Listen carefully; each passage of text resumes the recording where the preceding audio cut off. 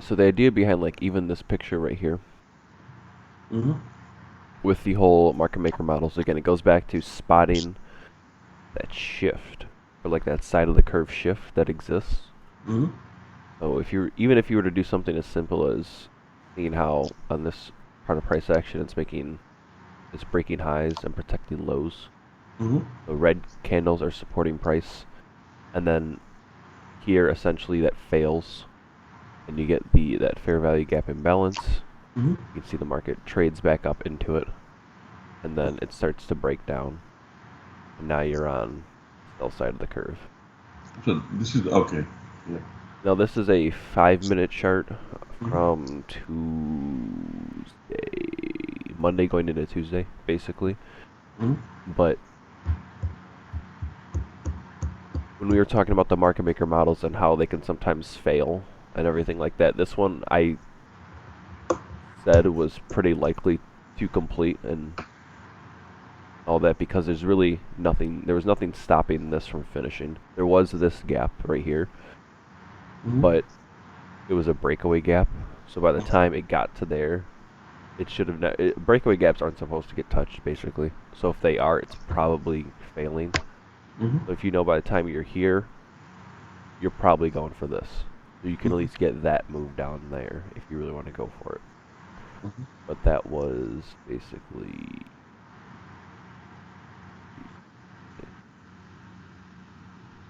basically here, and then it just sold off the entire day. Mm-hmm. Well, I'm sorry, it was this right here. And this one is a 5 minute chart. Okay. Yes, because there's that same breakaway gap down in here. You can see it reacted off it, like Mm-hmm. it acknowledged it, but it still just sliced through it eventually. Okay. And again, it gave people that idea of a double bottom, Mm-hmm. which is going to do what? Just generate more sell side and more sell orders there. Mm-hmm. That way they can crush it later. Then does so.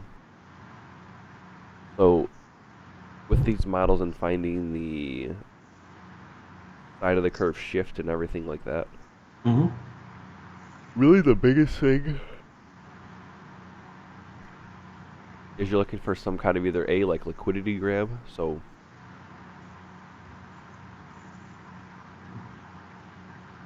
you're either looking for that or some kind of for in this case you had that imbalance fair value gap and it came right back into it Yep. and then Yep. broke down again. Mm-hmm. Actually, I was looking at, like you had suggested I should look at some of those charts, right? So I was looking at, I think it was ES. I could not replicate it again. I'm sorry. Actually, that's what I was doing in the morning, Yeah. and it looked to me like a buy side. I mean, buy. I mean, market model buy model. Talking about this. Yeah, buy. Yes, Yes. it touched, came down, touched, and then went up again. But then, and I think it bounced off of one of the fair value gaps, and but there were two or three additional. There were additional two fair value gaps there, but it chose to bounce off the first one itself. It did not go up to the second one or the third one. Mm-hmm. Would that have you seen that? I mean, or would that be like how would I know which fair value gap it will bounce off of? Okay, so mm, Like I want to last, tell you, yeah. but I want to tell you one thing first, and then I'll tell you. Mm-hmm. So when you're on a side of the curve, the most easiest and probably obvious thing you can use Mm-hmm. to probe order flow or whatever you want to call it Mm-hmm. is you want to look at what candles are supporting price. I don't think of like support and resistance. Mm-hmm. Think of it as literally like are these candles like supporting price. So what I mean by that is start drawing again. In this right here, Mm-hmm. you have clearly the market. Oh, this is black on black. Market's coming down, Mm-hmm. and it's on the sell side of the curve. If it's Yeah. going down, it's on the sell side because it's attacking the sell side below these lows. Mm-hmm. And so that's what you really want to look for is lows being taken and highs being protected. Okay. Now, within that, what you want to look for as well is the opposite close candles because these are what's going to be what's known as order blocks, basically. Mm-hmm. So these up close candles, these two right here, for example, Mm-hmm. you want to see if these support price on the way down, and you can see that it does. It pushes down, and Mm-hmm. then you get a new green candle here. Mm-hmm. That supports price. Notice how it doesn't break that high, or it wicks this one, but you can see it clearly slams right back in. Okay. Don't get me wrong, stop outs are going to be okay, but Mm-hmm. you want to make sure that you're not getting any like complete failure. Okay. And you'd be surprised how many times you can just limit order these candles and keep adding to a position until it fails. Mm-hmm. It's like one thing I talk to my friend on my server about all the time is, especially like trend days Mm-hmm. and everything, that you can just keep limit ordering opposite close candles for like Mm-hmm. 5, 6 times in a row, and it's just gonna fail on like the seventh or eighth. Mm-hmm. But not everyone can handle that, even though on paper it sounds really easy because you just do it until it doesn't work. Mm-hmm. But you can see like stop outs, don't get me wrong, are gonna be okay. Mm-hmm. So again, this green candle, you can see market trades back up into it here Mm-hmm. and then goes lower. And then this green candle here that was supposed to support price, it fails, and you can see it gets broken this way. Okay. So you can use that alone to help figure out a shift, and you can see we have a lot of equal lows. Mm-hmm. What is that going to do? That's going to get a lot of people to think it's support the bottom X, Y, and Z, and they're going to put their stop loss where, like you said, Mm-hmm. but underneath the body, or right below the bodies in your Mm-hmm. case. Mm-hmm. So you can see the market crushes it, Mm-hmm. and then it breaks that short-term high here. Mm-hmm. And now you can look for the same thing on the opposite side when you're on the buy side of the curve. Are the red or the down close candles supporting price? Okay. And so you can look here. These Mm-hmm. never get touched, which we'll go into what you talking about, the fair value gap thing. Mm-hmm. But this one wasn't supposed to get touched, to be fair. So you can see the next red candle. You can see how the bodies of the candle just support it, Mm-hmm. support price. Now, one of the fallacies is, yes, the red close candles up here that exist. You're not looking for those to support. You're looking for the bottom of the range to support price. Because if you think about the paradox we were talking about the one time, if you're going to have bearish price action, you'll be presented bearish flow of candles, right? So Mm-hmm. even if you're from here and you got to go back down into here, Mm-hmm. come off this, you need bearish price action from B to C, basically, right? Mm-hmm. Like that by definition has to occur in order for you to get back down. So it's the same thing here. If you're coming back to A, you're looking for the down close candles from the initial move to support price, not the ones up here, Mm-hmm. because these have to get broken in order for you to come back down to it. Yep. Okay. And one thing you also want to be checking is just watch the bodies of the candles. That's really the big thing. The wicks are really what's going to do all the quote unquote the damage, which is why I showed you that meme in the beginning. Mm-hmm. But the wicks is really what does the damage, but you want to see what the bodies of the candles are doing. Because if you recall a wick, at some singular point in time, the candle looked like, for example, this low was all the way down here and it was looking very bearish. Mm-hmm. But then it closed completely different, right? It closed all the way back up here. Yeah. But in that moment in time, you know that people are probably selling that and doing X, Y, and Z with it. Mm-hmm. And that's where they're using to get in on their orders. Mm-hmm. But you want to watch the bodies and see what happens with those. Notice how, yes, this is a wick, but see how the body just came underneath this and then broke this. That's all you're looking for. Mm-hmm. Because the bodies is where a lot of the orders are going to be. And it can be very, very helpful if you ever just take wicks and just turn them off. Just straight up look at bodies only. It might be even easier to see. You can see how we have the green candles again. Mm-hmm. You can see how they're supporting price here from this open. Comes Mm-hmm. back up into it, trades lower. Mm-hmm. Green candle comes back up into it. You can see a little gap right here on the bodies. Trades Yep. back up into it. Comes Yep. down underneath, and then you get the break above. Okay. Because the green candle that was supposed to hold here failed. Mm-hmm. And that's what you're waiting for, which is why I was saying you can do this order many, many times in a row, and if you can just take it until it fails, you'd be very, very surprised how many entries you can get just by adding to your stuff. Okay. I don't know if it makes it easier to see without the wicks or anything, but if you ever get lost or there's a lot of like run for a high and then reverse and then, do you know what I'm saying? It just goes like back and forth, like chopping almost. Mm-hmm. If you turn off the wicks or just look past them on your chart, like you just, you know what I'm saying, you ignore them with your eyes and just see the bodies themselves, Mm-hmm. you'd be very, very surprised on what you see. So like, same thing, again, this was a breakaway, this shouldn't have been touched. You Okay. can see the red candle here, Mm-hmm. supported price, Mm-hmm. and then you get the push up. So you're looking for these down close candles again, support price, and then keep going. You're looking for the lowest red close candles, Mm-hmm. support price, whichever they are, Mm-hmm. and they'll keep going. And that's what you're looking for until the red close candles that were supposed to support fail, Mm-hmm. which are these two, which is these two right here in this case. Yeah. But you want to be using the bottom of Mm-hmm. the range of the candles. Not again, you're not looking for these two red to support price. Mm-hmm. You're looking to the left and near the bottom of the range to see if those support it.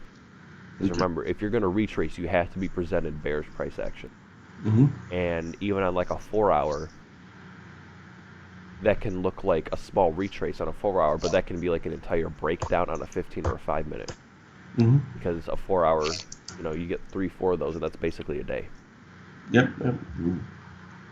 So if you're able to just turn off wicks or see past wicks, Mm-hmm. like visually, you'd be very, very surprised on when you can probe when stuff is happening. Perfect. So that was we had our shift down. The candles that were supposed to support price failed, and now we're shifting back up. Okay. The candles that were supposed to support price Mm-hmm. failed, and now we're shifting the other way. And now we're looking for the green candles to support. Mm-hmm. So we got these green candles here, right? Mm-hmm. Supports hit, still supporting. Green candles still supporting Mm-hmm. the entire time. Don't get me wrong. The reds in, like I said, same thing. The reds in here, you're not concerned about them. Mm-hmm. You're looking on the original impulse, which is the green candles, and seeing if those support. Because the red candles have to support price for you to come back and retrace. Yep. Mm-hmm. Okay. Same thing here. Red closed candles, they have to be pushed down and broken up just so you can come back to here so you can go lower. These candles that you have here right now displayed, what I have is just, I think, dark green are the ones that come down and the light greens are the ones that go up. You have pink that is coming down, solid pink, and then you have, I think the blank ones are the ones that are going up. But you have different types of colors. What do the colors represent? So this is for me personally because I came from an older strategy called a strat. Okay. So what it really is, anything that is a blue, this light blue, Yeah. Mm-hmm. is what's known as an inside bar. Okay. So it means the candle, it does factor in wick, so don't think it's just body, I'll turn it off, but It doesn't have a wick. they do have wicks. So what I mean is, this bar, Mm-hmm. same color, did not take out the high nor the low of the previous bar. Okay. So this is still a red candle, but you can see it did not take out the high or the low of the previous candle. Also, it's an inside It's an candle. inside candle, yes. This, same color, Mm-hmm. so it's an inside candle, so you know it didn't take out the high or the low of the previous one. Okay. And you can kind of see it probably here also. You have, this one took out the low, Mm-hmm. so it's allowed to be a normal color. Mm-hmm. This one did not, it's an inside bar, Mm-hmm. because it failed to take out either. This Mhm. one, it took out, just the high, Mm-hmm.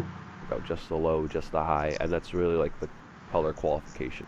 Okay. These magentas are what's known as outside bars. So it means it took the high and the low of the previous candle. So this one you can see took out the low and the high Yep. of the previous candle. This magenta here took out the high, took out the low. Okay. Okay.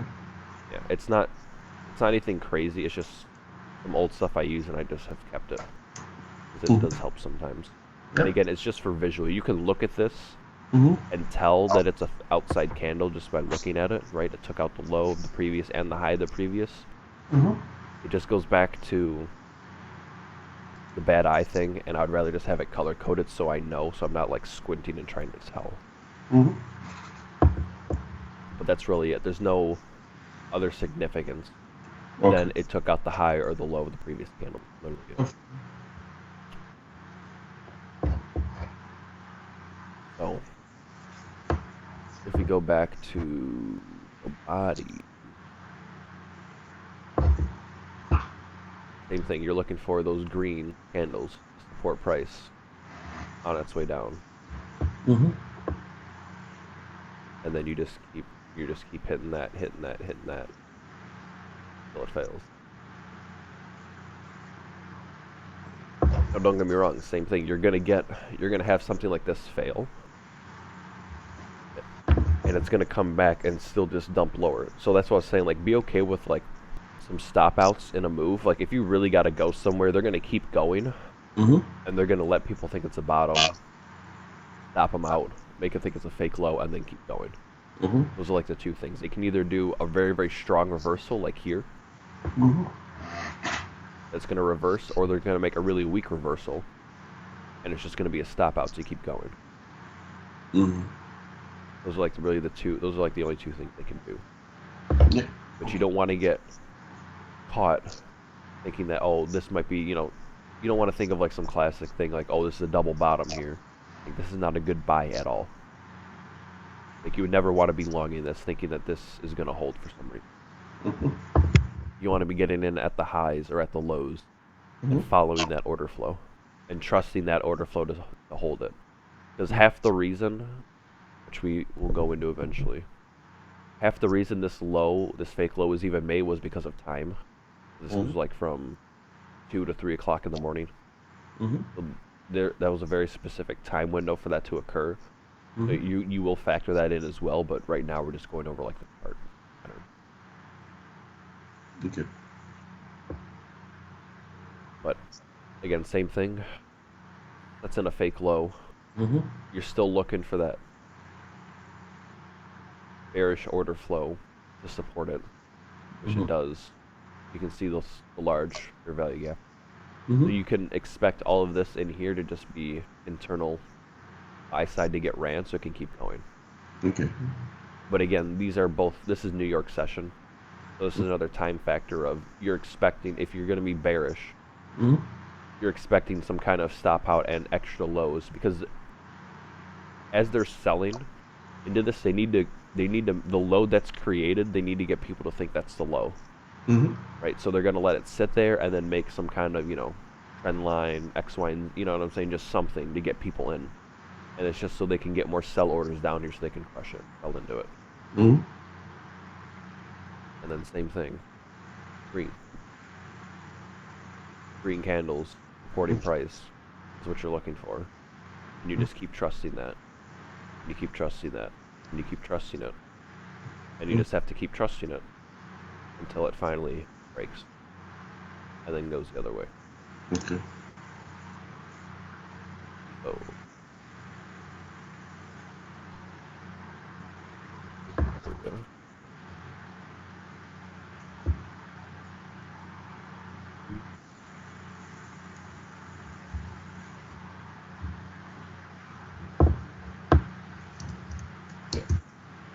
Same thing. You're just looking for opposite close candles. Let it trade 5-6 times. I can find you a good example. This was someday on Nasdaq. I forgot. Mm-hmm. But you can even kind of see it here. You have a manipulation underneath this low, and then it breaks. And is this what you're talking about with like the multiple fair value gaps? So you have like one here, one here. Mm-hmm. Like how it doesn't come down to this one. Yeah. Yeah, Yeah. So it came down to the first one, but didn't go to the second one. Yeah, I got you. But, alright, so we'll talk about that shortly. But again, same thing.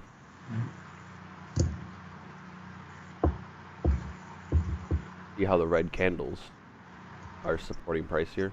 Mm-hmm. Red candles supporting price. Yep. As you get that push up, do you get an entry in this? No, not really. But you'll get another order block getting formed here. Mm-hmm. Looking to see if that supports price. Mm-hmm. It does here, because again, you don't want to use the red candles up here. Mm-hmm. You want to use the ones at the bottom of the range. That supports price, and then it keeps going up. Mm-hmm. Red candles keep supporting price, and then it finally fails like up here. You can probe a lot of entries based off of that only. Let's say you're already in down here on like one. You can just add to your winners through here as you're on your way up. Hmm. And then when it finally fails, you're going to dump it all. Mm-hmm. And by all means, that is an extremely. You'd be surprised how effective this really is, for how simple it is. Mm-hmm. You'd be very, very surprised when you start studying like a daily range or how it moves like throughout one day. Mm-hmm. Extremely strong. Yeah. I mean, this looks like a good scalping strategy. Yeah, it is very much so. Scalping or just it doesn't have to be scalping, just adding to because like the whole idea of what it does to your profit and loss curve of adding to winners Mm-hmm. and just doing that until it fails, like it's very, very strong. You can kind of see here the red close candles break and they start supporting price on the way up. Mm-hmm. And then you get a fair value gap that gets traded into, Mm-hmm. and then these red candles support price and it trades up. So it's like fair value gap or red close candles support price, and you just do that until it fails. But some people can't do that. Same thing on ES. You didn't really get that many, to be honest, but the idea is the exact same. Because I don't know how old that picture is. Hmm. It's from that's from the 19th, like 11 days ago. Mm-hmm. But you can even see it this week, right? Red closed candles coming in. Mm-hmm. Red closed candles coming in. You get a stop out, but again, that's okay. You're okay with one or two stop outs, especially if it's just a wick coming underneath and the body still stays there. Mm-hmm. Red closed candles are just this whole red candle supports the price and then it moves higher. That's right. And then it comes back to retest it, and then breaks, and then just keeps going. Perfect. And then I guess you really get another entry. But again, that can show how effective it is. Just asking yourself what candles are supporting price, Mm-hmm. and are highs or lows being taken, and which are being protected. Mm-hmm. If you can answer those two, you can get a very, very good idea on which side of the curve you're on for a model. Which are the three questions you said? For the what? Which three questions you said here? You said if you answer those three questions, you will have a very good idea. What is it? Red So candles? I don't know. I didn't mean to say three. Yeah, the opposite close candles for sure, as Mm-hmm. well as the our highs being protected, Yeah. or lows being protected, and then our highs being taken or lows being taken. Right. So you have like a low being taken, low taken, low taken. The highs are protected, and then you're pairing that with green candles supporting price, Mm-hmm. and that's where you can figure out what side of the curve you're on, and still be okay with a one stop out or anything like that based off of time, everything like that. Yeah. Because same thing down here is I admittedly got trapped with this as well. I tried taking this long on Tuesday, Mm-hmm. and what's it gonna do? It needs to get people to think it's a low. So they're gonna because if you think about the order that orders are gonna come into the market Mm-hmm. and where liquidity is. If you think about where liquidity is actively above this high, all the buy side is taken, right? So there's nothing here. Mm-hmm. What do you have here? You have sell side, you have sell side, Yeah. and more sell side. Mm-hmm. That gets taken here. Okay. Yep. What do you have left? Buy sides. You have a buy side here. Mm-hmm. Don't get me wrong. You have a buy side here. Mm-hmm. And then you also have, if you think about like what traders are doing Mm-hmm. as they're chasing price, you want to also ask like where are their stop losses. Mm-hmm. So if you just follow price left to right and ask yourself where's it been and what have people done afterwards. You have people that were short, that were chasing this move. They're gonna either trail their stop or hop in X, Y, either one, right? They're gonna have their stops here, here, and here, and then as it pushes up, it's blowing out Those guys. Yeah. these guys here and then these guys here. Well, what is it also doing on this move? What is it doing? It's generating sell side down here. Mm-hmm. If you think about it, this low didn't exist Mm-hmm. until like this candle basically, where the Mm-hmm. low was made. So what is that doing? That's going to allow people to get in and you want to ask yourself where's the most active people, because anyone after 10:30 Mm-hmm. is who you have. It's hard to explain. You basically have to think about where they exist, and they couldn't have existed here at 10 o'clock, Mm-hmm. right? Because at 10 o'clock you were here. How Yeah. are you gonna How are you gonna make stop losses down here if there's nothing there yet? Yeah. No. Understand. So like the sell orders are only created after this low is made and here. Yeah. Mm-hmm. And it sounds like a paradox. I don't even know if that's the right word, but it's very articulate way to think about it, because you want to just ask yourself where is everybody? Mm-hmm. Who has been chasing this and where are they at? Who has been making money? Where are they at? Okay. Can I ask you a question? So when you're trading, would do you think it will help if we keep that bookmark thing on the right hand side open? Because that will tell us how You talk many. about this? Now, on the right hand side of this chart, that pyramid type of how many sell orders are there and how many buy orders are there. You call that as a bookmark, right? Or book, Oh, the book map? Yeah, that's what they a call it. bookmark. If we keep that open, do you think it will help us know how many buy orders and sell orders are there open at any given time actively? Mm, yes and no. Okay. So to that, I'm going to say you need to remember that the book map is active limit orders, Mm-hmm. which you Yeah. can tell where people are. Mm. What you don't know is where people's stop losses are. Oh yeah, yeah. Okay. Yeah, so where people are putting stop losses is not known, There's no but way to tell. you know where people are. You know where people are likely to place it, and that's what you're trying to figure out. Mm-hmm. But the thing that moves the market itself has no idea where the stops are and how many exist there. Okay. Okay. It can generate them to get a likely idea.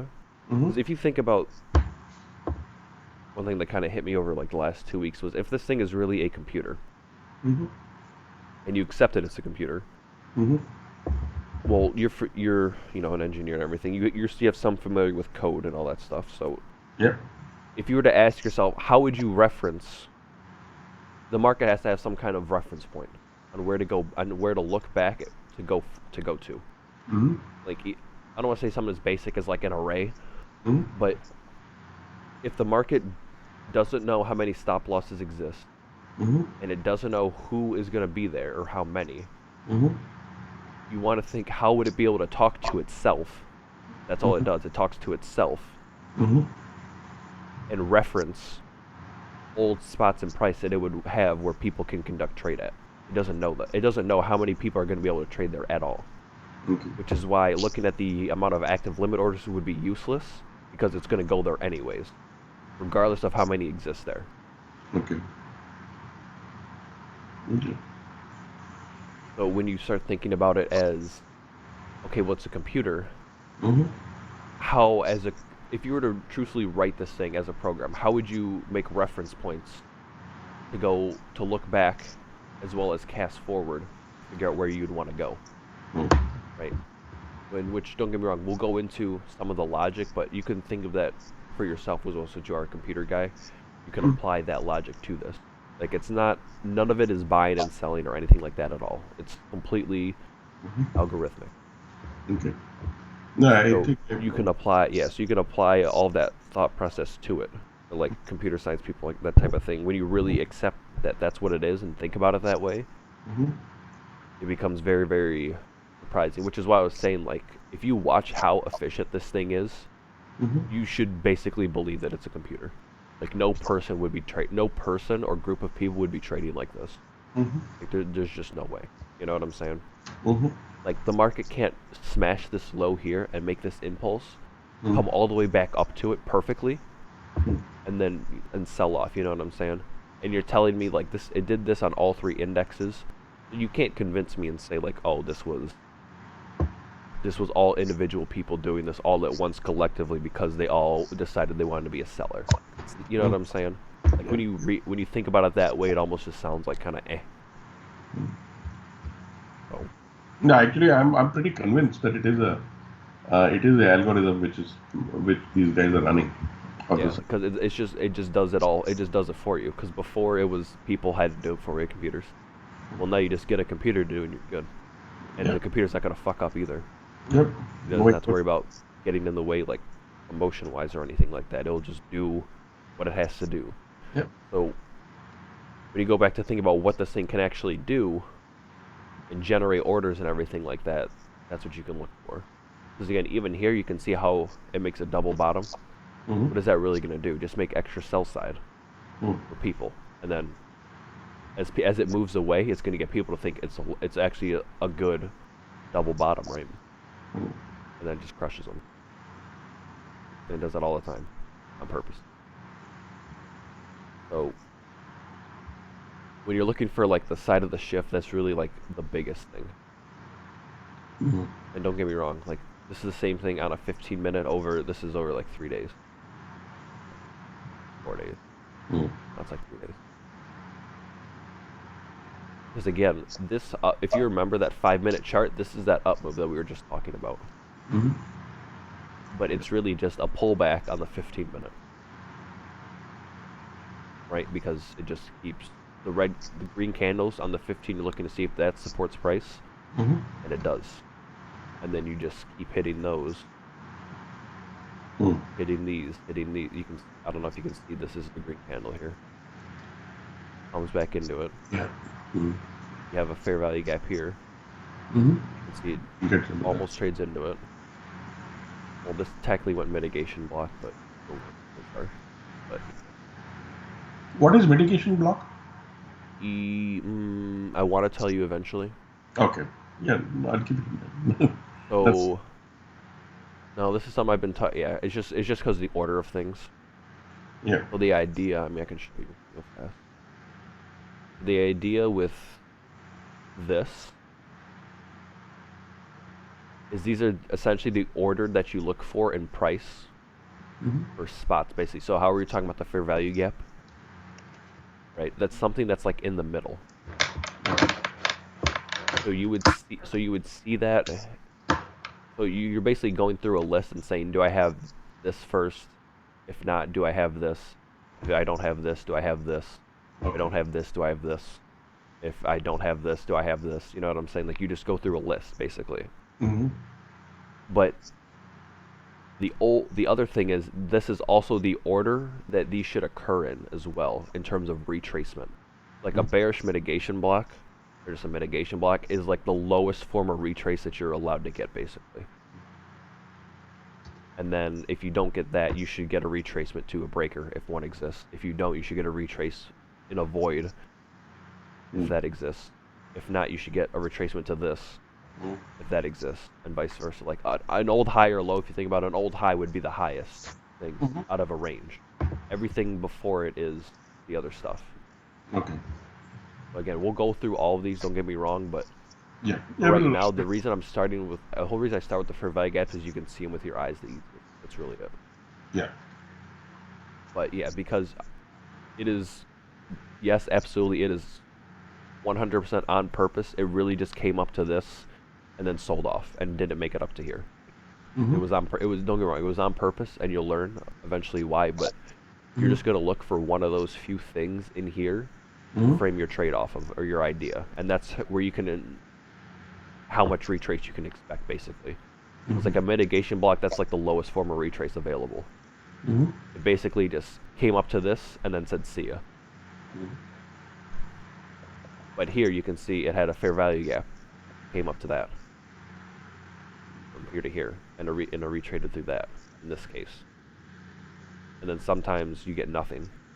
And other times, like the liquidity void, that third one, Mm-hmm. those are basically like really big fair value gaps. So, like in this price range from here to here. Mm-hmm. Okay. You can see that that's all there really is in this list, besides the old high or low itself, obviously. Mm-hmm. But there's no mitigation block, there's no breaker. What's next? The void. Okay, do I have a void? Yeah, I got this massive one right here. Mm-hmm. So it comes back to fix it, but it also hits this order block that exists. on this up candle here. Mm-hmm. So you can see how it's going to do liquidity void in this case, and then order block is preceding it because the order block is higher. Yeah. Right, so the order block is the next thing you look at to see if that happens, and then the rejection block on the wick, and then the old higher low itself. Mm-hmm. But it is like the order that price should present these things in, and that's like the order you want to go through them when you're looking at them. Okay. But for now, I want to just Perfect. get you the idea of which side of the market are you on. Yep. If you can figure out that, the rest is fine. Give me. Can you give me like a couple of minutes? I just need to run off a little bit and come back. Mm-hmm. And even in this right here, ideally, you can see how here to here, my model exists from high, low to higher high. Mm-hmm. And these are above old highs and lows where you know Mm-hmm. buy side is, sell side is, takes it. Mm-hmm. In between it, you get a fair value gap. Yeah. And then the red candle just support price until it delivers to that high. Mm-hmm. Right, same thing. Once it gets there, smart reversal should occur at a popular spot Mm-hmm. or some spot that makes sense, Yep. which might be what we go into next, in all honesty. Mm-hmm. So once you have a good idea of where the reversal is, and you're presented with it, you get fair value gaps here. Mm-hmm. You can look for these up close candles to support the price. Mm-hmm. And you can see it does that all the way until what delivers to this low underneath here. So it'll use the old highs and lows that it took and created to make a new market and just go back and forth. Mm-hmm. Right? You can even see here, up close candles. Mm-hmm. Doesn't trade up into it, but you get that liquidity void fair value gap. It retraces into that. Mm-hmm. And there is a sell model from here to here also. Yes. Small one. Yeah. Before you even yes. Mm. And again, same thing. Green candles still supporting price all the way down. Mm-hmm. Gets back up into here, and then just capitulates completely. But Mm-hmm. that's the idea. And you get that reversal. You get a nice order block here.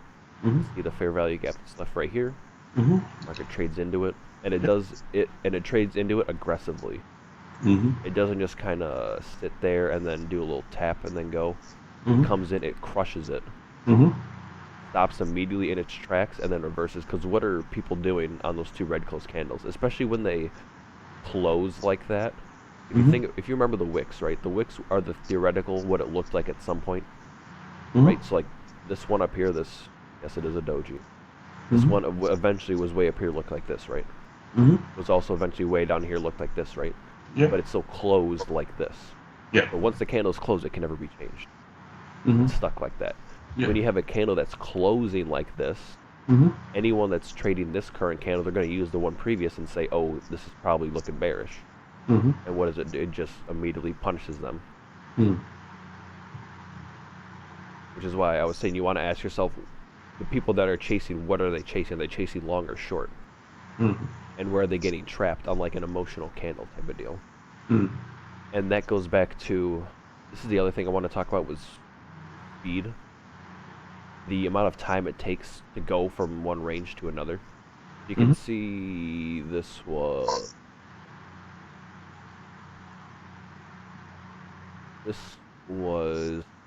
46 bars, Mm-hmm. high to low base. We'll be nice and say 43. Mm-hmm. This one also, this one was about the same at actually no, it was about 31. Mm-hmm. So it covered the same amount of distance. Mm-hmm. In this case, like 25% of the time. Yeah. And so that's what, when I'm talking about speed and things like that, that's what you want to look for. Mm-hmm. Same thing if you go from this low to this high. Mm-hmm. This was 13 bars to get there. Yeah. So there's speed in this. Mm-hmm. And then what did it do this one? It took the 40 something, right? To get back down to that same level. Mm-hmm. And then they did 30 the other way. Mm-hmm. So that's what you want to be. So when you're talking about speed, you want to see how many candles is it taking to get somewhere. Yep. I think you can even probably see it here. Look at how long this took. This was 8 o'clock to 1 o'clock. Yep. It's about 5 hours. It just did this in 2. Mm-hmm. Same amount of magnitude of move Mm-hmm. in fraction of the time. Hmm.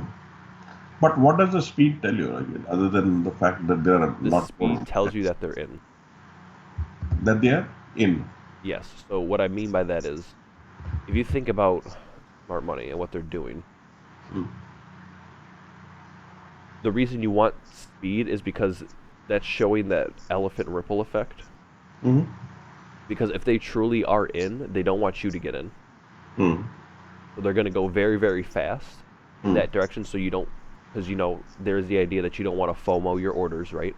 Hmm. And you don't want to get it. And don't get me wrong, you will get missed trades and everything like that, and that's okay. Hmm. But that's why it exists, is they'll use it because let's say it's already down here and it came crashing all the way down, you're probably not going to sell it. Hmm. You're probably, you know what I'm saying? You're probably not going to sell it. So you're just going to not be a participant. You're Hmm. not getting in the way of their orders. And anyone that was long from all this,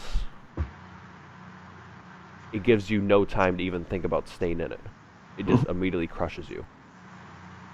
Because if you ever like walked away from your computer and you come back and the whole thing just blew over, Hmm. that's like part of the reason. Hmm. Is they're doing it so fast, people that are away, they Hmm. miss it.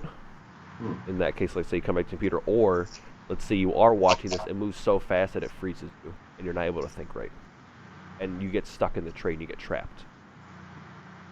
Because if you think about because there are people up here that bought. There are 100% people up here that did buy in this market, actually, because there's candles there.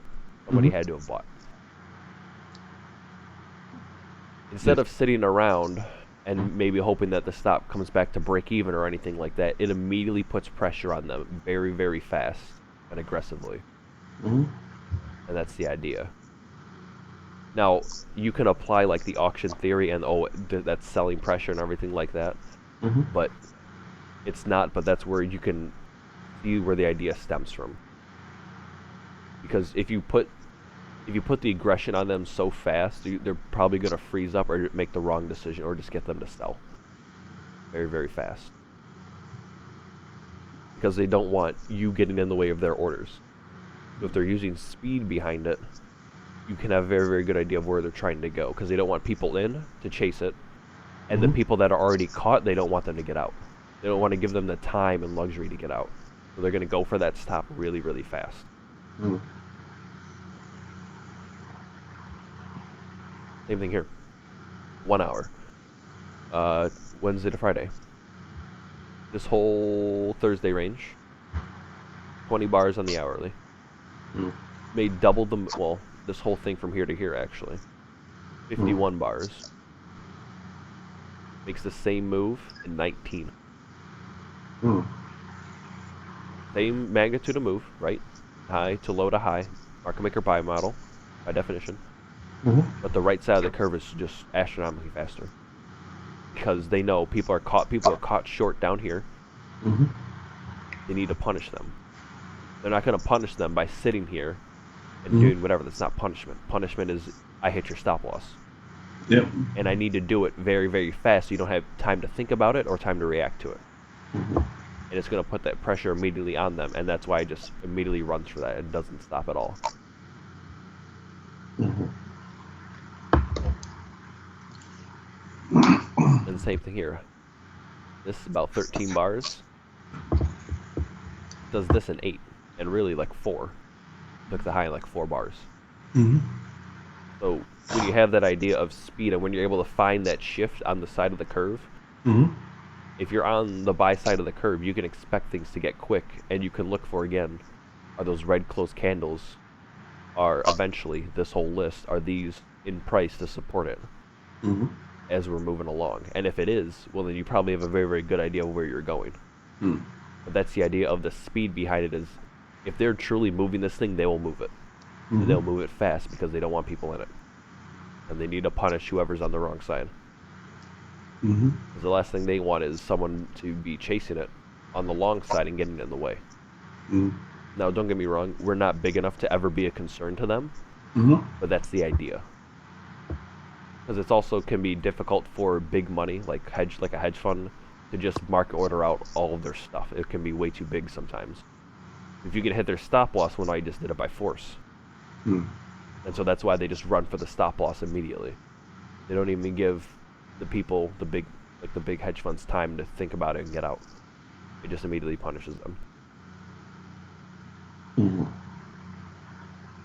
And don't get me wrong, this was this week, like Wednesday, Thursday, Friday. You know what I'm saying? So, Mm-hmm. and I'm only saying that because I assume you already believe, but this has been happening like the entire time. This is all they've been doing. Mm. Because again, even we were talking before I don't know when we met. It was on whenever it was. We were talking about this low getting hit for the sell model. That was from here to here. That's what we talked about, like when we first met up. Like we saw this thing get broken.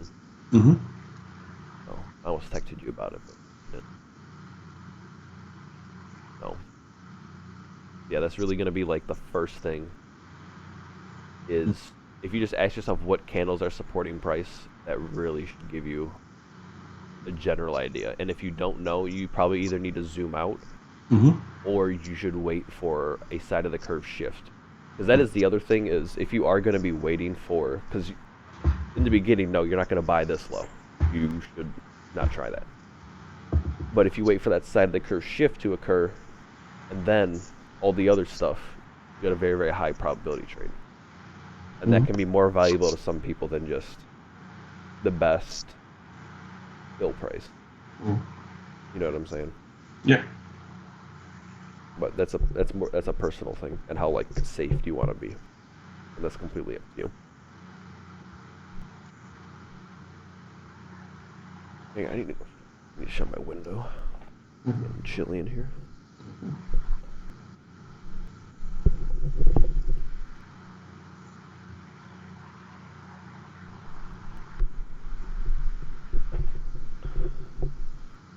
Okay, sorry about that. Mm. So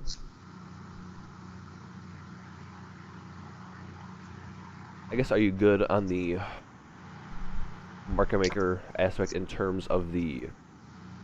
I guess no, because we haven't really talked about it. No, but I think I understand the basic framework. Okay. I just had to understand more details about. Yeah. Yeah. No, it is much more complicated than high, low, high, or high. Like Mm-hmm. there's a step in every single process of the model, but that is the like probably just like preschool rule Mm-hmm. is high, low, high, or high, or low, high, low, or low, and then they're gonna fail all the time.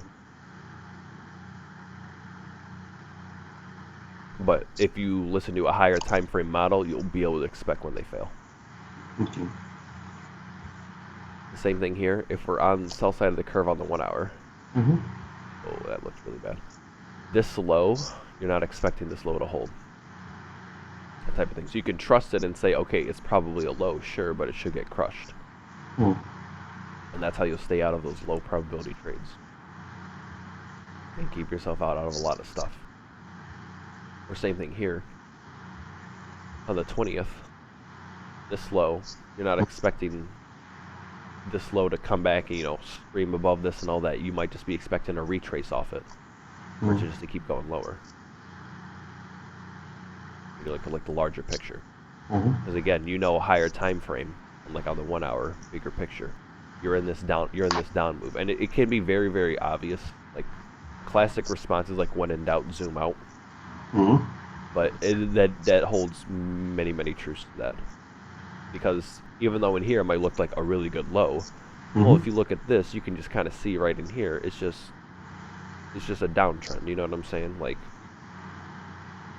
when you get this, well, you're not saying, all right, this is not going to be reversal. It's probably just going to be a retrace, just like this one was, Mm-hmm. and then it crushes it. And then you just keep following that. You assume that this is the high that's going to be protected, Mm. and it's just going to keep going for this. Mm. It just does it way longer. And don't get me wrong, you're going to get the stop outs and everything like that. Mm-hmm. Because this is like, these are days at a time. Mm. So you can still get a session trade where like you're bullish, you're bearish, all that stuff. But Mm. when you get something like this, you know in the back of your mind this low probably is the one. Mm-hmm. Because you're listening to that higher picture. But don't get me wrong, you'd still frame a trade for, like this is Thursday. You could still get a long Thursday. Mm-hmm. By all means, because that's really what I did. Like I traded that Thursday. for the long, even though it completely rolled over.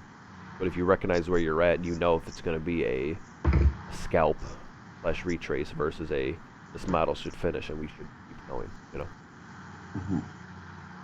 And which we are gonna go all into is more so that comes down to time and session Mm-hmm. extra stuff. It's just a lot. That's all it is. So it's not like we're holding back anything, but Mm-hmm. so the idea for these smart money reversals and what they should be in terms of where is the idea of what's known as premium and discount. Mm-hmm. So in this picture is actually a very good example.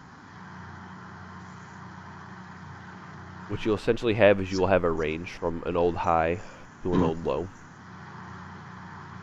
You'll have what's known as an equilibrium, or about 50% Mm-hmm. in the middle of the market, and then you'll look for any of these things in the top half and any of these things in the bottom half. Mm-hmm. And you'll notice that the market will just go from a premium to a discount, Mm-hmm. or a discount to premium, and that's all it does. Mm. Like, sometimes, don't get me wrong, it'll do the market maker model to the old high or the old low, but many other times it has to react off of these, especially if they're a high enough time frame. Mm-hmm. You're pretty much like guaranteed a reaction off it. Mm. Like, if you hit an order block, but you hit it on the weekly time frame, Mm-hmm. like a big one like that, you're more than likely to get a reaction off of that. Even the ES this week, this whole up move right here, Mm. this whole thing, it looks so bad, I'm sorry. Deal indicators, okay. That whole up move that, took multiple days and made ES run like 11 points was just a fair value gap on the weekly. Mm. You see what I'm saying? Mm-hmm. So when you see something like a large time frame like that, it's going to look like some monstrous move on a smaller time frame, like a 1 hour, 15-minute. But on the weekly, it's just going to look like a little, right? Mm-hmm. But you're almost like guaranteed to get a reaction out of these spots. So back to the idea with this. So what you can do is, if you have Fibonacci tool, you can just make a look at it.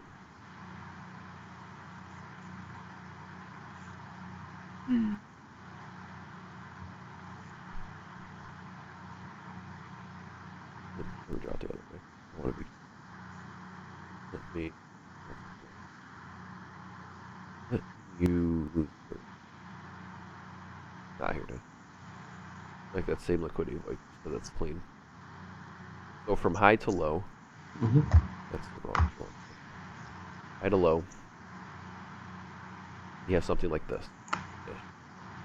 Just assume this is here. I'm not gonna flip that. I want to. So when you have this, Mm-hmm. one of the things you'll hear me say in my server a lot is, it never makes sense to rip and then rip again. What does it even mean? So let's say you have a mark down like this. Mm-hmm. It does not make sense for you to be over here and have another large mark down. Mm-hmm. Now the reason for that is the idea of a premium and a discount.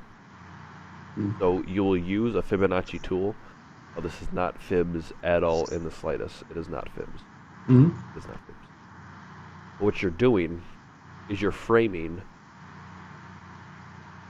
where the discounted areas are in price and where the premium are in price in the current range that you're in. Mm-hmm. So if you're below in the discount, below 50%, you have discounted prices. You generally, very, very rare, for the most part, no. You do not want to be looking for shorts inside of a discounted price. Mm-hmm. Because you want to sell when it's high, when it's at a premium. Mm-hmm. And you want to buy when it's low at a discount. Yep. Now, don't get me wrong, you can take the counter trend to go back up to the premium, Mm-hmm. but you don't want to start with that. You just want to start with if I'm bearish, look for the premium to come back and retested. Mm-hmm. Anything in the premium section, whatever it is, because again, you're going to have an entire list or checklist that you're looking for, Mm-hmm. going through it in the premium of the market, and you're looking for those spots to hold price, and then Mm-hmm. it can continue to where it's going. Mm-hmm. And you'll be able to pair this with the market maker models and the smart money reversals, because how I was saying, they're gonna to occur at a spot that makes sense. They don't do it out of thin air or someplace that is like wouldn't make sense, basically. And the way you can justify if it makes sense or not is using the items on this list as well as the location of premium and discount. Mm-hmm.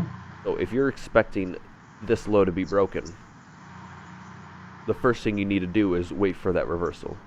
Mm-hmm. Well, where can you expect that reversal? Very first thing you can tell yourself is somewhere in this premium. Mm-hmm. Somewhere in this premium, I'm expecting the reversal to occur. After that, I can go through this list and say, well, what do I have? Right? We have that fair value gap liquidity void. Right? Mm-hmm. That's the first thing we can use. The next would be that bearish order block, which is this up close candle here. Mm-hmm. So you have this, and then you have your shift down here. The red closed candles that's supposed to support price fails here. And now you're looking for these green candles to support price. Mm-hmm. And that's how you're able to spot if this is a good candidate for reversals. Does that make sense? I understand what you're saying. Yes, Okay. You sure? I'll I'll go back and then listen to it again.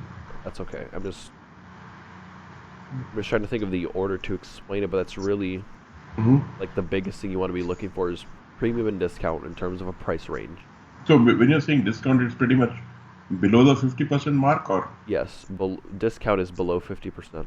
Premium is above 50%. okay. And there will be many times where you just get a trade up to equilibrium and it shits out itself when that's it. There will be time, you know what I'm saying? So, and that would be like a mitigation block, for example. But again, you're going through that list first. Do I have a mitigation block? Well, no, not really. Do I have a breaker? You do, but you also have what's right after it, a liquidity void, which is this whole thing right here. Mm-hmm. So you're going to use a liquidity void that's higher in price and more premium, and you're better off waiting for that. Because you can even see how if you try to trade this breaker, Mm-hmm. you got a reaction off it, but it failed. And that's really one of the other crazy things is you're going to almost, I was saying on the weekly time frame, you're almost guaranteed to get a reaction and shit. You still are on the smaller time frames as well. So you're probably going to get a reaction off this bearish breaker, but you don't want to take that as a reason to go short when you have something above you that you could use as well. Now, if you only had a breaker and that's it, then yeah, you need to take the breaker. But if you have other candidates above you at a higher price in that range still, you should look for those to get in on.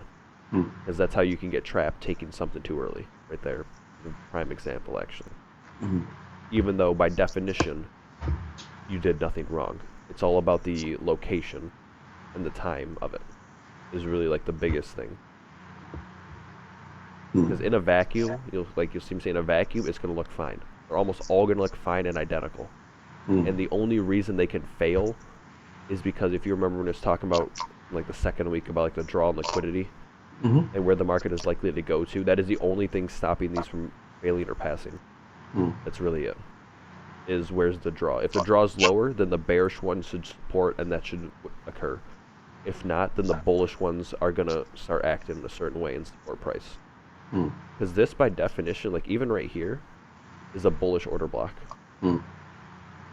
And you get that. But you know that, okay, this bullish order block is probably just to come back up to here so I can keep going here. But you're going to be presented them and eventually they're going to fail. And that's how you want to ask yourself what the whole market maker model idea is. Do you have that reversal candidate first in order to justify taking anything afterwards? Because what you want to avoid doing is when these people are really getting into the market, they're going to do it, or so they're going to do it with a lot of speed. Hmm. So, another prime example is even just in this, I want you to see how this was like, what, 5, 6 candles, and then it started the move, right? You have the reversal, and then Hmm. like a few candles, and then it starts to move. That's them getting in. Hmm. What is not them getting in is this same spot, but now it's like 30 candles, and you're trying to take this. That is not a good candidate for a long. You want to get the reversal, get as close as you can to it, and then go. You don't want to wait for some Hmm. extra side lollygag and going around, especially when you have a push down like that. You should Hmm. not expect this to hold at all. You'll get a reaction because, again, Hmm. fair value gap, all this. If you get the reaction out of it, don't get me wrong. Hmm. And this is where the trap comes in. Is you're gonna see this. You're gonna see bullish price action based off this bullish fair value gap, but you need to trust that it's probably not the one. It might work for the little bit that you do, and that's how you can become like advanced doing it and trade both sides. But for now, you just need to focus on the one, Hmm. whichever that strongest and most likely side is to happen. And again, you get it with you. Hmm. You get it very, very fast and soon. You're not gonna do all this, come to here, and then go. You're gonna do it very, very fast and with speed. Like the buy model should, an ideal buy model isn't gonna be distorted. Hmm. It's not gonna do the sell and then do the buy, do something, and then buy. It should be the buy, and then like it should be a clean thing, a very, very fast thing that they do. They're selling and then they're buying up quickly, Hmm. because that's where the speed comes in. That you want to look for. So when you get something like this, you can see how you could easily make the argument for also like a trend line, or just double bottom, or just anything like that. Hmm. And this is how the retail people are getting trapped. Is, don't get me wrong, every order that exists has to get taken out still, right? Yep. Yep. So the old limit orders, buy limit orders that exist here, they still exist here, Hmm. and they still make money off them because they never lose. They will Hmm. never actually lose. Both Hmm. sides. It's actually pretty impressive because they're either hedging or they recognize that this is just a reaction and it's not probably reversal. Hmm. And that's something that you can only really get with intuition, unfortunately, Hmm. which is why I was saying like you're just gonna have to watch and watch and watch this a Yep. lot. Hmm. But Yeah, that's what I'm beginning to do. yeah, because like I was saying, in a vacuum, they're all gonna look the same and they're all gonna look clean. They all will. Hmm. And the only thing separating them is the bigger picture. That is it. Hmm. Because I could, if I really wanted to, we could chop down just into this, and you Hmm. can make the argument for the market maker model Hmm. just from here to here. Yep. Because you can even say, oh, it hit this spot where it made sense to reverse and everything like that, Hmm. and it's gonna look the exact same. Hmm. Like this thing almost like this buy model, quote unquote, almost finished. Hmm. There's nothing, and again, red close candle. Look at what it does supports price. Hmm. There's nothing separating this from any other buy model. Hmm. The only thing stopping you to expecting them to fail and everything like that is the bigger picture. That's it. Because in a vacuum, there's nothing wrong. If you sent me this screenshot of Hmm. like we're hitting this, we reversed at a spot that again what made sense, Hmm. right? Because we can apply that high to low again. Hmm. What are we in? Discount. So A right there, Hmm. discount. Hmm. Something on this list. Yes. Order block fair value gap. So you have them paired here technically. Order block fair value gap paired. You know, I've seen worse reversal spots. You know what I'm saying? Hmm. So in a vacuum, you take this and it's fine, and that's okay. And that's how you can do. That's how you can get in basically whenever you want. Hmm. But you need to recognize again, apply that bigger picture. The likelihood of a buy model doing this is very low. Hmm. Trying to do some kind of like double push when it Hmm. really should be a clean transition to it. And so, like I said, you can get a reaction out of this and trade it if you really, really want to. That these are the traps that you have to look for because they're going to look the same. The entry, the model, the entire 90% of it is going to look the same. The only thing stopping it is the location relative because you have another low here, and just the bigger picture how you're bearish. That's literally it. That's the only thing that's going to be able to stop you from not trusting this model to finish. Which goes back to, if you remember, when we were talking about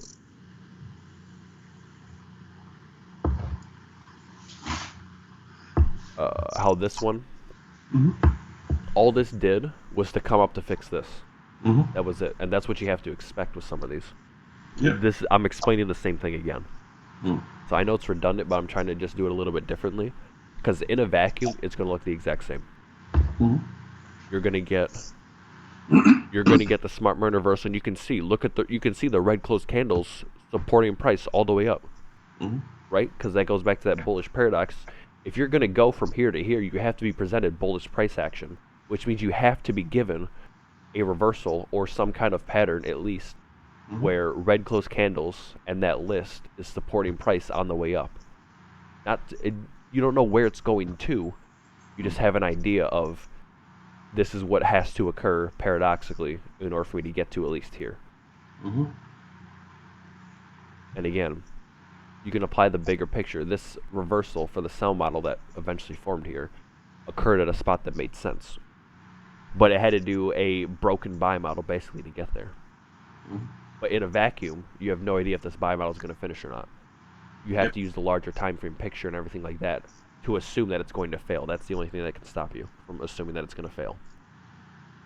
In a vacuum, and on a single screenshot, you'll have nothing. You'll have nothing to distinguish it. And if you do, then even more so. You can listen to that single picture. But usually for that model itself, in a vacuum, you'll have nothing.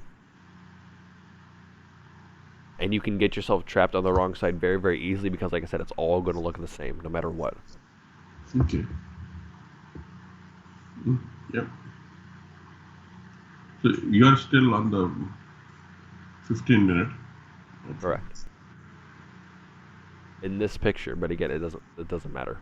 Yeah. It does not matter at all. Because if you really want, what is this? You can look at the sell model that's right in here. Low, high, lower, low. That's a... At 8 o'clock, what is this? We can go look at it. 24th at 7 o'clock. Okay.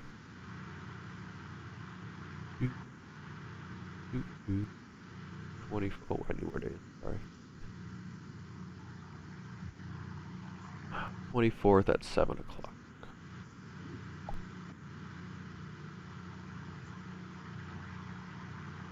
There we go.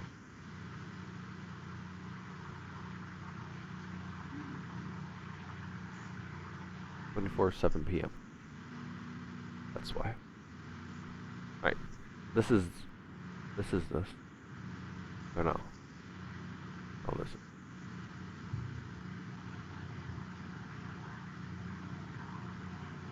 Right, this is the exact same thing.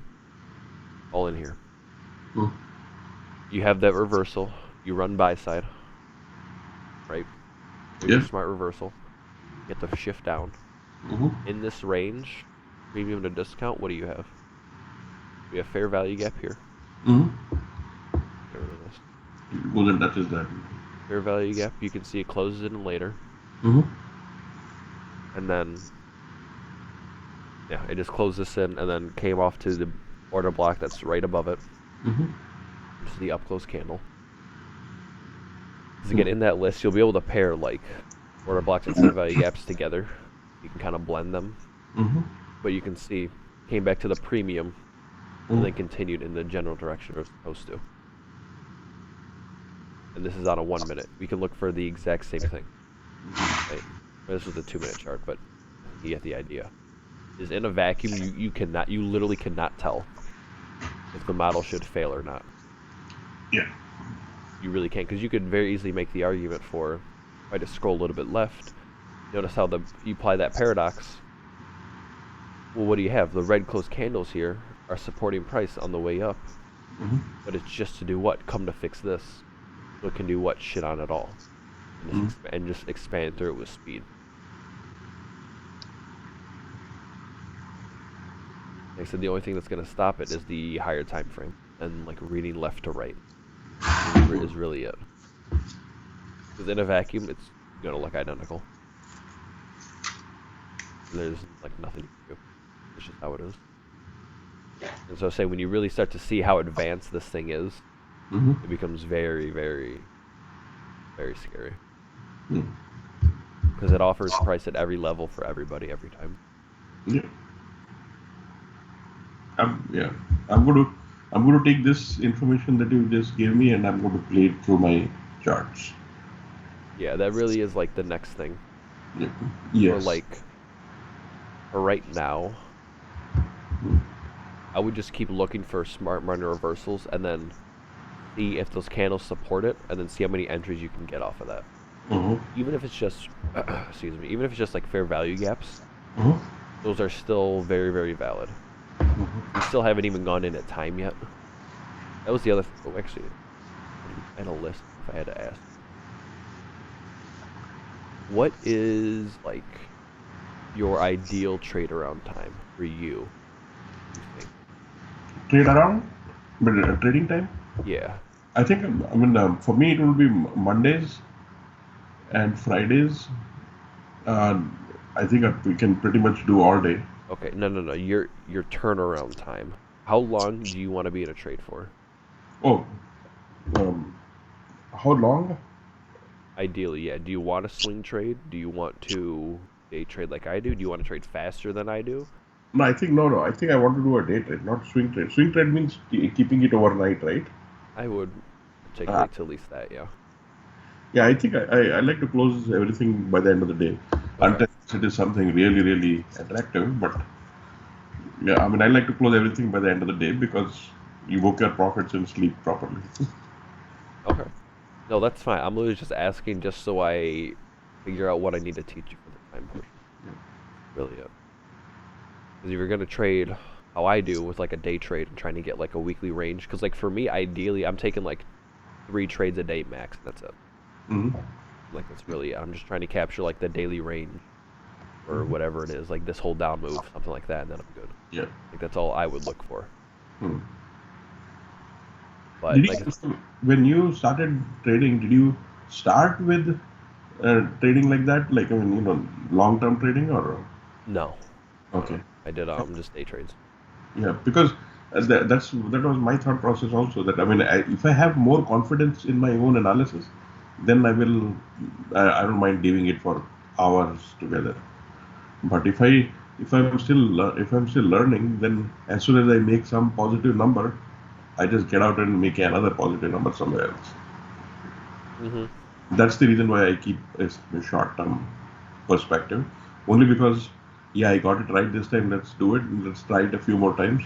And eventually, if you realize that the way you are analyzing it, the market does speak to you in that way, then you'll have more confidence in holding it on for longer time. Yes, you can. What I would look for, if anything, would just be, does the lower time frame move line up with like the higher time frame one, and that can verify if you want to hold it longer. Like for me, that's what I would look for, which we'll go into, because like basically the low of the week or the high of the week should occur like Monday, Tuesday, or Wednesday. So if you're presented an opportunity on Wednesday for the week, and you assume you're getting low of the week type of deal, you can hold it through Thursday or Friday or whatever. Because you're expecting this to be the low of the week, you're now holding it for the end of the week instead of the end of the day. That type of thing. But we will dive into that when the time comes. Like I said, I was just curious, so I know what time factors teach you. But for right now, this whole time thing's gonna be a whole other shit. We just need to keep looking at the market maker models and finding the reversal. You can find the reversal and you can verify the reversal afterwards. You pretty much can get yourself on the right side of the market, especially if you do it on a time frame that's big enough, like 15, 30, if we're trying to day trade, or like a 1 hour. Mm-hmm. Like I said, we knew any kind of up move or anything like that was going to be fake. Mm-hmm. Also, very, very good example of the whole speed aspect. I was talking about this is April. This is April high to low Mm-hmm. for the whole month. Yeah. You can see how we've basically have covered it Mm-hmm. in the matter of 2 days. That is Mm-hmm. speed. But now this is a whole month of data. But it's the same thing. But that just goes to show how fractal and amazing this thing is. Is when you're able to get it on like a smaller time frame or a larger time frame, and you trade the smaller one, and they're lined up with each other, you get monstrous moves. Mm-hmm. Because again, if you recall on the weekly, this was just the fair value gap we were hitting. Right, the one right in here. Mm-hmm. So when Yeah. you're able to blend everything together like this, you get very, very powerful, Mm-hmm. very, very powerful stuff. But Perfect. that's just another example for speed, so that we kind of see like what they do. Because anyone that's been short this whole time, Mm-hmm. if you think about what they're doing with their stop loss, they probably have it up here, and now they're trailing it down Mm-hmm. to wherever to lock in profit, quote unquote. Mm-hmm. So now and people were just hopping on the train to short it. Mm-hmm. Well, now they need to go. And really nice. If you think about like when we first talking about this, the idea of active stop losses Mm-hmm. and what's known as liquidity pools is what we might dive into a little bit. I don't know how you feeling on the models, like the market maker models. Yeah. I mean, I know I'm not expecting you to be there and everything like that. I just want to mm, make sure you're understanding I guess what I want to make sure you understand is the basic definition: yeah. high, low, higher, high, low, high, lower, low. The idea that these smart money reversals are going to occur that in spots that make sense and they're never random. Mm-hmm. They're going to hit something in that premium or discount, or Mm-hmm. hit something on that list eventually that we'll go through, Mm-hmm. and it's reacting off one of those. Yeah. And the reason I was saying that you'll see the market go from a premium to a discount and Mm-hmm. just go back and forth, and those higher time frame reactions is that's more than likely what you're going to run into in a day trade. You might hit like say a Mm-hmm. 4 hour order block, Mm-hmm. but that's big enough for you to react and get a day trade off of and be done. Yeah.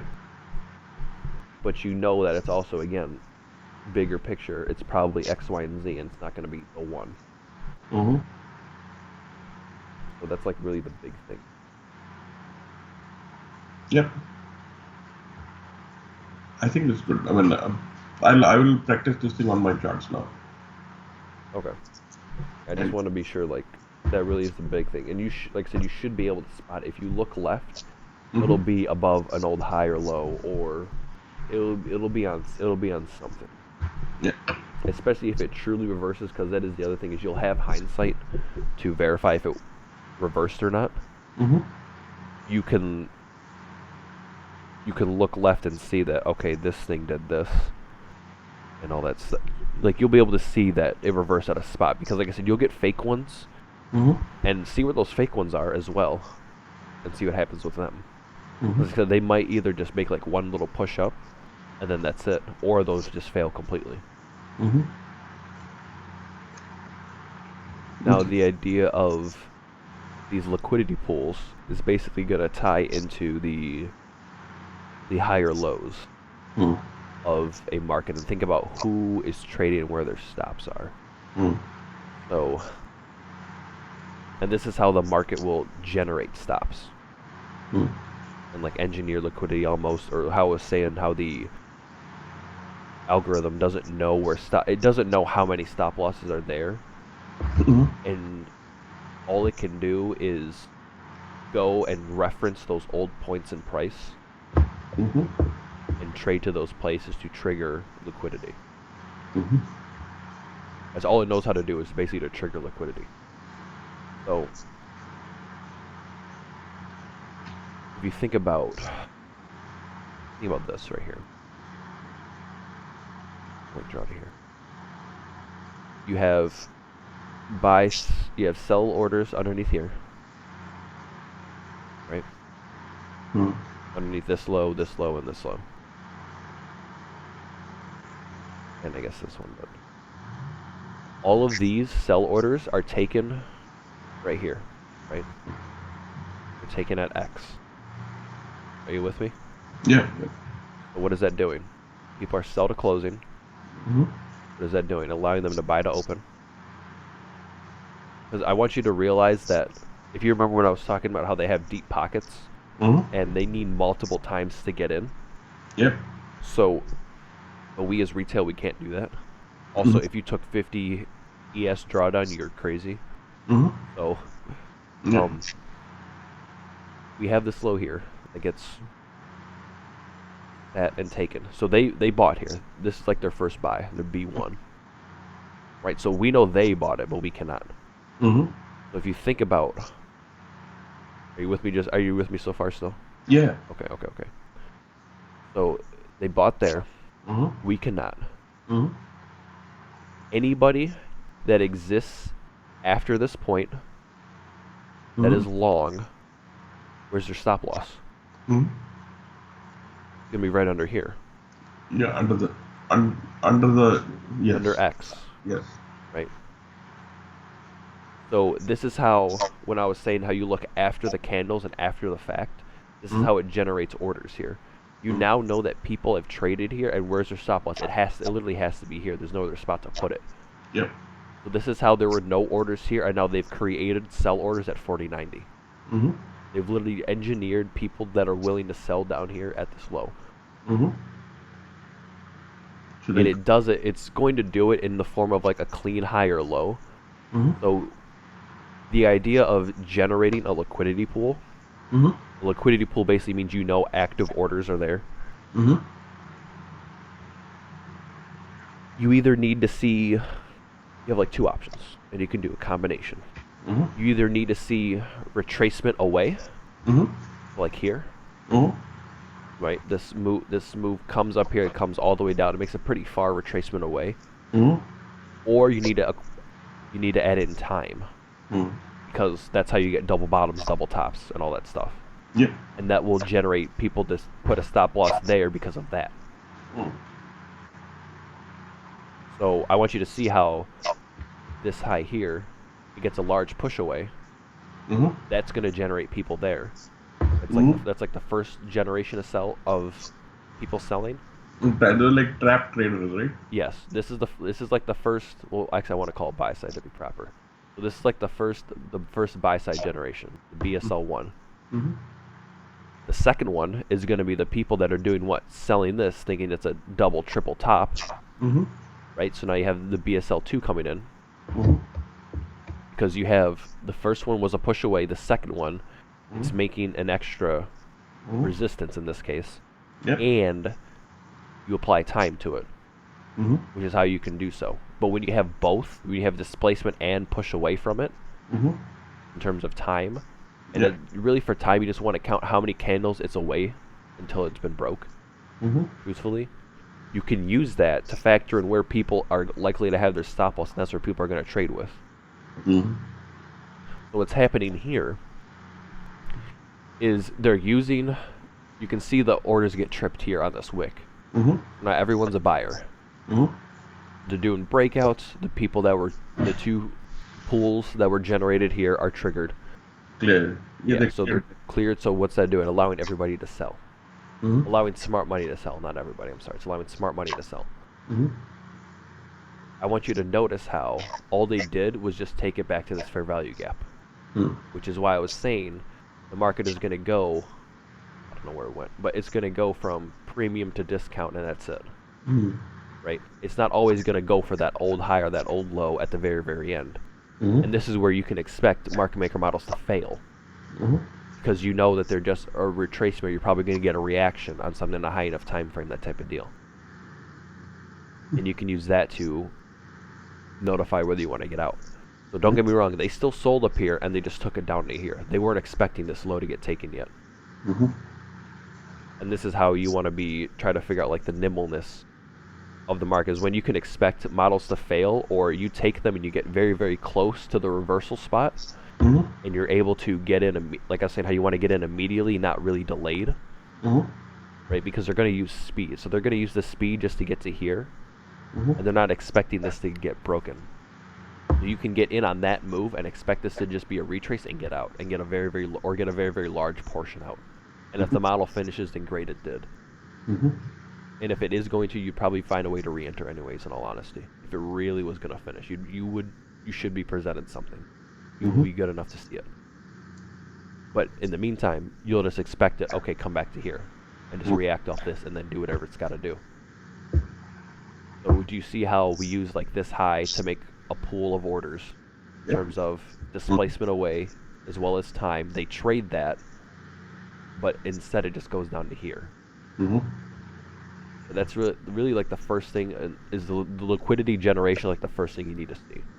And this is how they're trading. Especially if you're going to be trading on my time frame, I want to teach you these because they're reused almost all the time first, because you need to remember they need to trade by force. You and me, we can use these fair value gaps to get in on it. They cannot. They need to trade the old and forced liquidity to get in and out. So that's that first one right here. Now, I want you to see how it does it basically again here.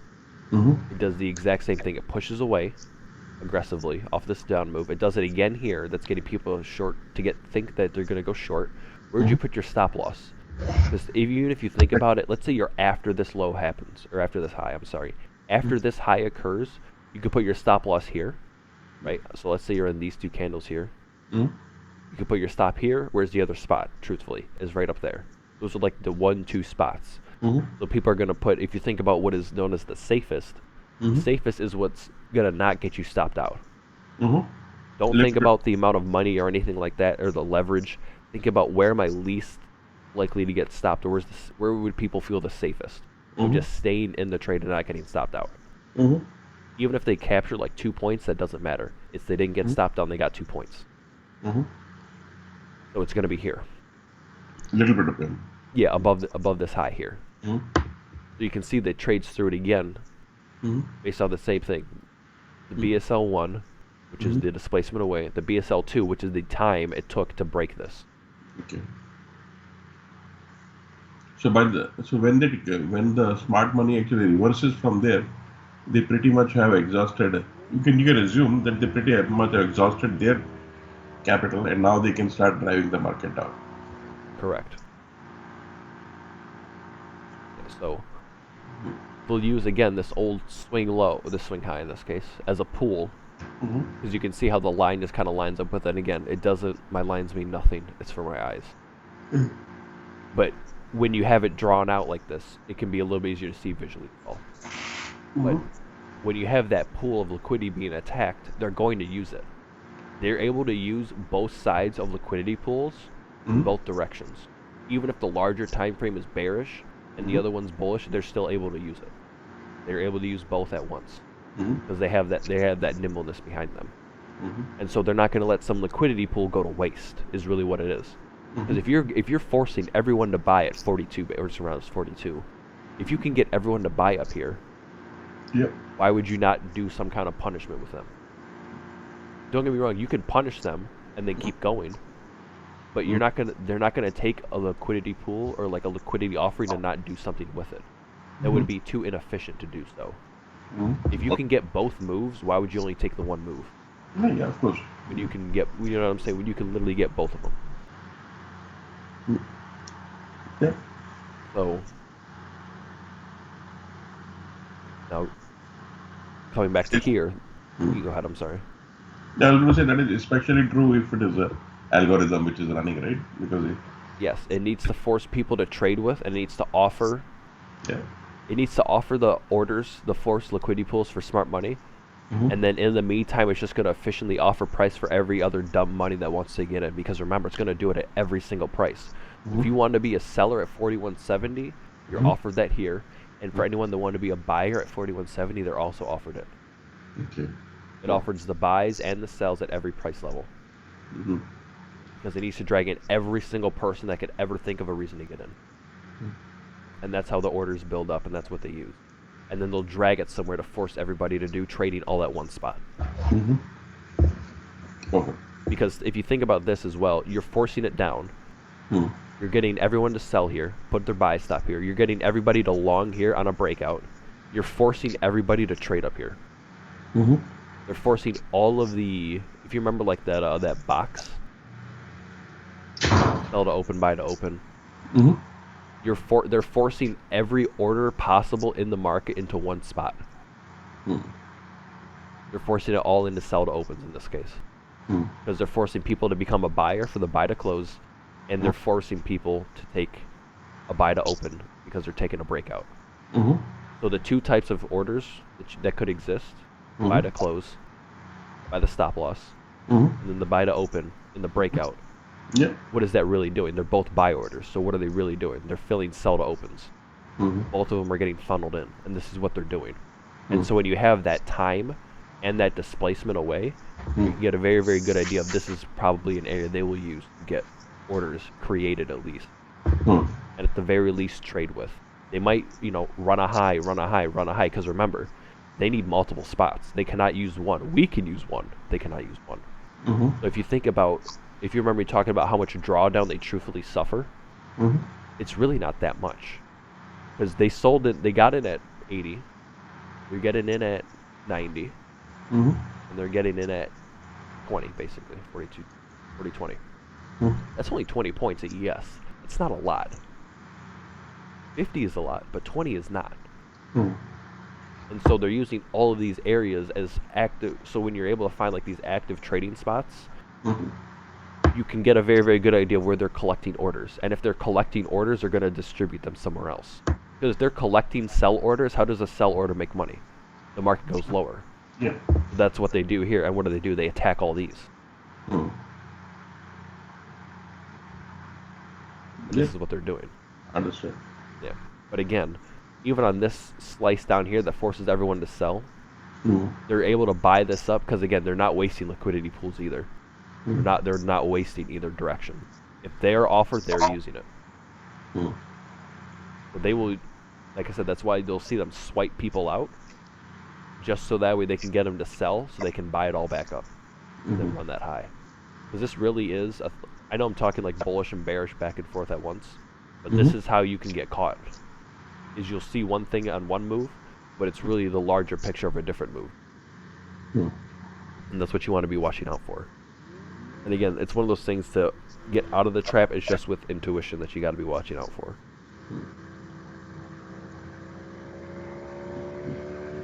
So back to the whole original thing. Okay. If you think about here, we can start applying the same logic that we were just talking about all through here. We know people are able to buy down here at 40.90. People sold this, and they went short. You have anyone that was actively traded after here, where's their stop loss? Right underneath here. Market sells into it. What is that doing? That's allowing them to buy down here as well. Around 40.80. Around 40.80. And so, again, you'll get the same thing. A swing low like this, and a lot of time will pass. And that was what allowed the liquidity to generate there. And then allows it to roll over and allows them to buy this up. You know that they bought here, but you know that they also were able to buy down here. And that's your signal. So if they bought down here, they need to do something. Where can they trade with? If you think about applying, like I said, think of retail and just think of like where their stop losses are. People that are chasing this short, where are they going right now? Like probably trailed it here. We trailed it here above this high since it wicked above it, and then something down here. And then where's the safest spot? Right up here. On top there. Yeah. And then you can also apply these trailing, but once it kind of trails, it really shouldn't. You want to also think of the most recent trail, but also all the failure swings as well. Like how this high failed to take out this high, this is a failure swing. So it houses orders here you can trade with. This one does not because it took a high, but when you get a failure swing, which is just it fails to take out the previous swing. That's all it is, by definition. Liquidity generates there. And so if they were able to buy down here really, really low, they have people they can trade it back with. And then it just crushes it. I think I will use it on my like on my charts, and I think it will be far more clearer for me then. Yes, you definitely want to do it on your charts. But there is a much rhyme and there's definitely a rhyme and reason as to why the market will trade above this low, and then go for this high, and then go for that same low, and then that same high, because that's where orders are generated. You know, people trade there by force with them because they're gonna put at the safest spot, and those are the idea of the liquidity. You have the high here. Anyone that was on this move, think about where they are and where they are existing. These lows, this low can only exist with stop losses after this move happens. They couldn't have been here before because it got taken here, right? Because it took this low down here. So right now there's no orders here. There's no sell orders here because you're getting taken right now. When that happens, the only people that would put a stop loss underneath here now are the people that existed after this candle. Yeah. And so this is how they're able to generate orders. And you want to ask yourself what has been taken, what still stands. Right? So if you took this low and none exist here, what do you have? You have this high. Yeah. Because assuming you're here, you want to ask yourself, like, what in the current information do you have that people would put it at? Because again, same thing down here. On this whole up move from here, where do people put the stop loss? Right underneath here. Crushes it. Okay, anyone that chases this, where's their stop loss? It's right here. Now, again, apply the idea for liquidity pools in time. I want you to notice how. You want me to save this picture? Does it not even matter? Yeah. No, yeah. You want me to save it? Yeah. If it'll help, I mean, I'll send it to you if it'll help you. That's what I'm saying. Okay, yeah. I just don't know how good the writing is.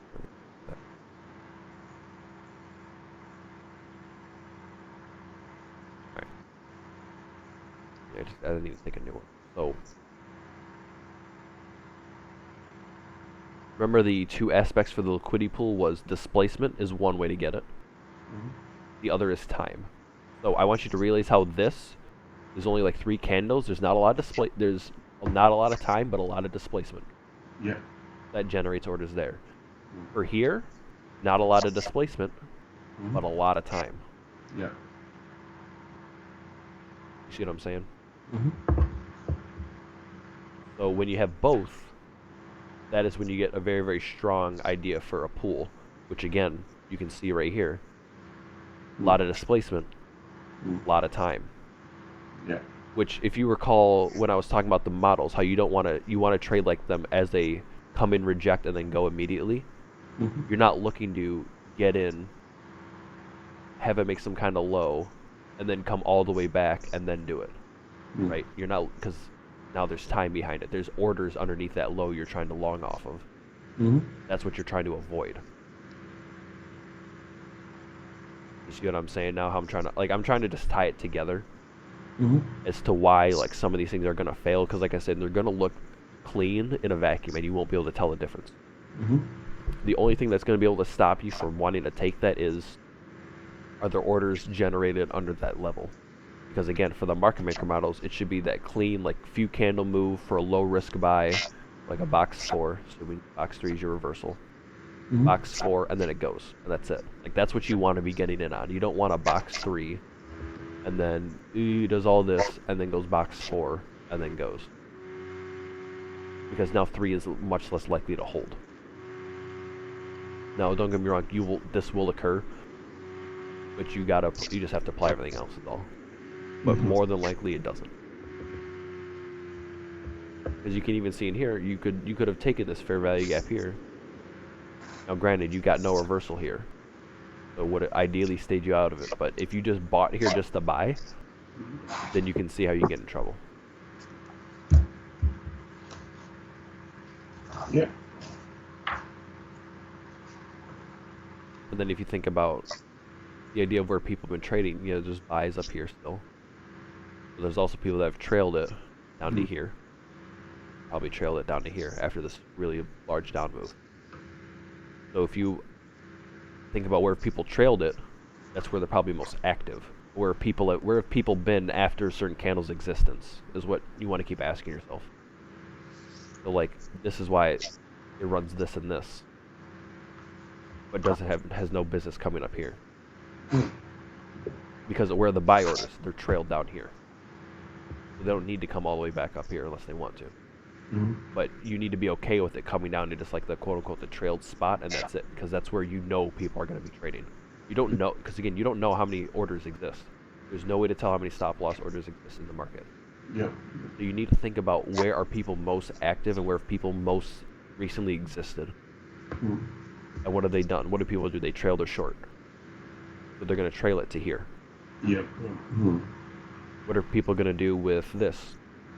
They're going to have it underneath here because of displacement. There's no time. This one, again, no displacement, but a lot of time. So it generates that and it gets ran right here. And again, that's why you want to avoid something like that with that 3 to 4. It can work, don't get me wrong, but for now you want to be very, very cautious of them. Yep. And again, this is at 10 o'clock. This is prime time trading time. So again, you're going to factor in all that as well, especially for day trades. So.